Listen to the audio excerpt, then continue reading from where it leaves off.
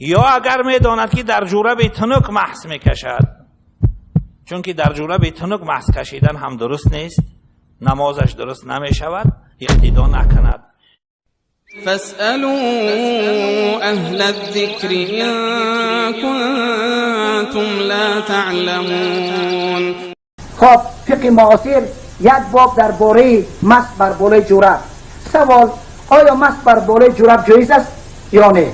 جواب: مس بر بالای جورب اگر آن را بعد از طهارت کامل پوشیده باشد جایز است.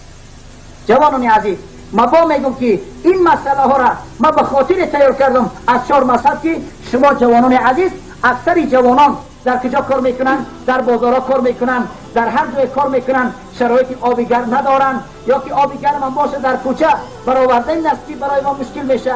خب با شستن با پوشیدن نمی در پاش میماند، خنک میزند. ما یک چی به فکر میکنم که همین ملاهایی که میگن که نه جوانان یعنی مردم مست کشد، اونا در پیش بیواش و خواب هستن، اونا در بازار نیستن.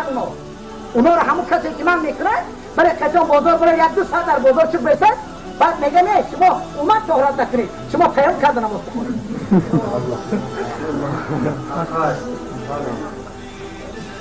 برای این سبب خواهش میکنم که تاجیستان ما این ملاهای خوب دارن انشاءالله، و گمان نبرن که ای هر جا به خوشان چکار بکنن هر جای است. انشاءالله برای خداوند ما انشاءالله در همین مجلس برای شما اکثر فتوا، هم حدیث جناب رسول اکرم هم قولای مستحی، هم مفتی های مکه، هم مدینه را انشاءالله برای شما. امروز یک چیز حیران هستم، مفتی های مکه مدینه عرب هستند، حدیث صحیح را بیان میدانند، حدیث ضعیف را بیان میدانند، حدیث مرسل را بیان میدانند. امروز بعد با فتواهای فارسی در نوشتند که در بالای جورب مس درست نیست. از کجا میگی؟ با شرط میمونند، یعنی لفظه باشه که همش دروغ است. در حدیث پیغمبر گرامی اسلام یگان شرط نامده.